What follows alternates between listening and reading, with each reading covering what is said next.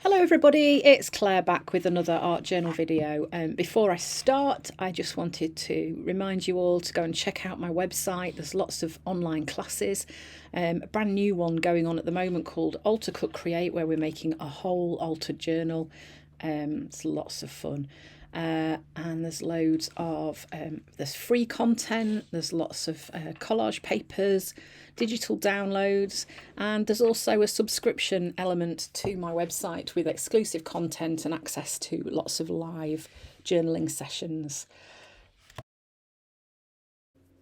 So I'm going to share this page with you today where I've created in my small craft journal and just made a transparency tip in as well.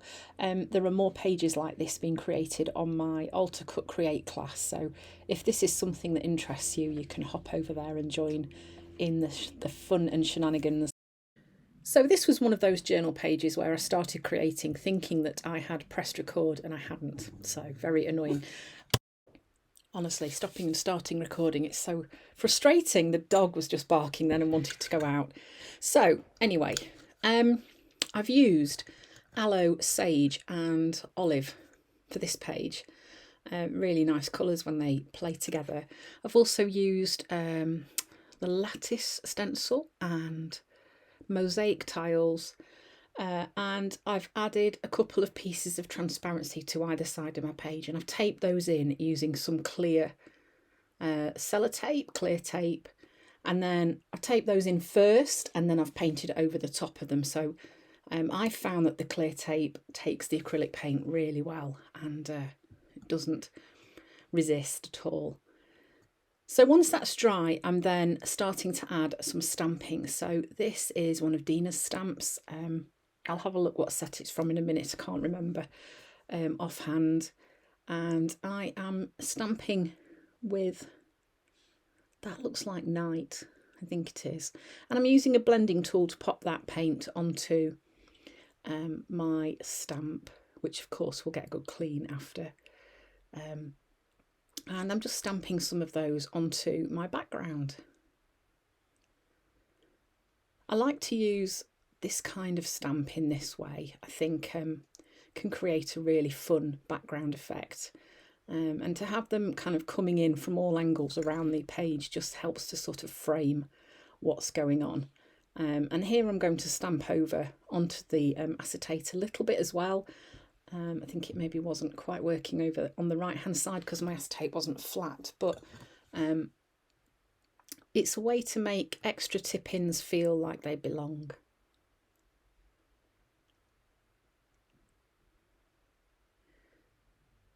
So here I'm just going to stamp across onto my tip-in.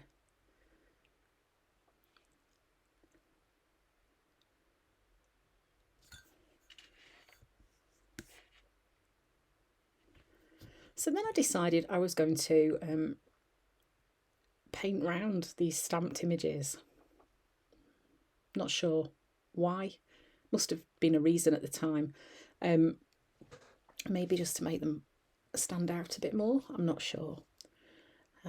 So I'm using sage here just to pull it around these stamped images on my page.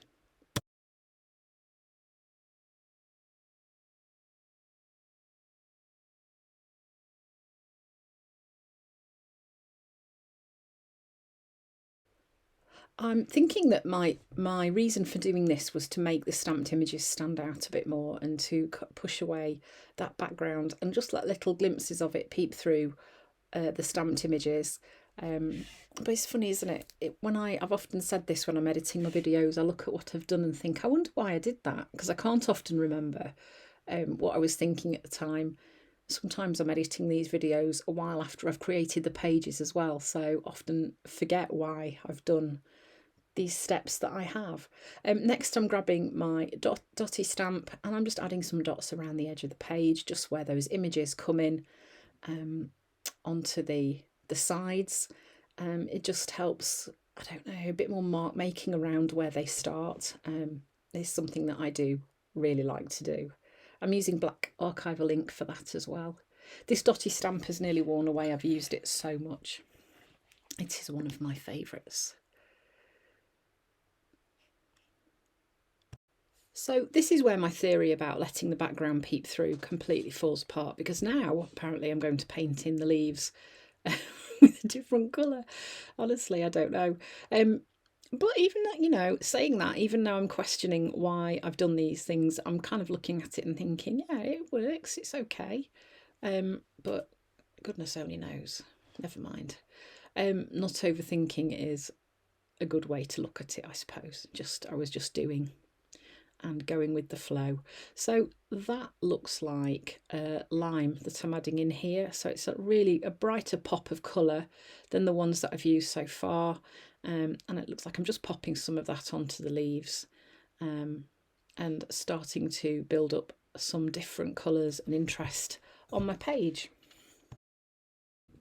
So then I decided I would use this stamped image just on the front when the transparencies are closed as almost like a closure for the pages. I mean, it doesn't hold them shut, but it overlaps where they both are, and I'm just stapling that in place, as you can see. If you don't want to use staples, then Dina Wakley's ultra thick gel medium works really well for sticking transparencies onto other surfaces, so that would work pretty well for this job too. So then I'm using Dina's new bird stamp set, and I've stamped some of the birds onto some white cardstock with black archival ink. I'm just going to carefully cut those out. Next I'm adding some white splatters using some white gloss, just breaking up that background. I've also gone in and added another tone of green onto those leaves, as you can see. In fact, I think I've added olive and fur as well. I don't know how come I didn't film that bit, I'm not sure. And then I'm just working out where my little birds are going to go, and I'm going to stick those in just using some white PVA glue.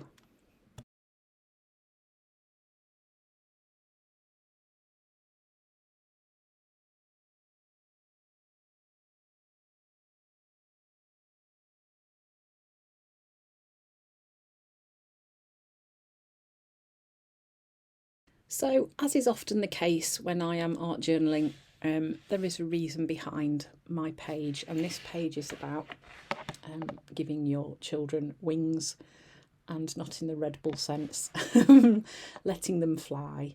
And it's not always easy, is it, as a parent, because you know you've got to let them make their own mistakes, find their own way. And yeah, having had a child that's just gone off to university, this has been something that a bit of a journey we've been on. So that's what this page was about, like trying to journal that out really, and come to terms with it all. So just popping some words, simple words on. They have to fly. That's all it needed to say. Using a Posca pen to write those words onto my page. So a great way to make pages pop at the end when you think you've finished is just to find a contrasting colour and add some little pops of that colour onto your page. It will just kind of liven it up. I also did a bit of scribbly journaling on my page too, not intended to be read, it's just scribbling some thoughts out. And that was how this page came together. So apologies that the first part wasn't recorded, but it's quite a simple process, just taping those two pieces of transparency either side of the page and then pulling the paint across them so that they incorporated into the whole journal page. So thanks for watching. I hope you've enjoyed the video, and I hope to see you again soon.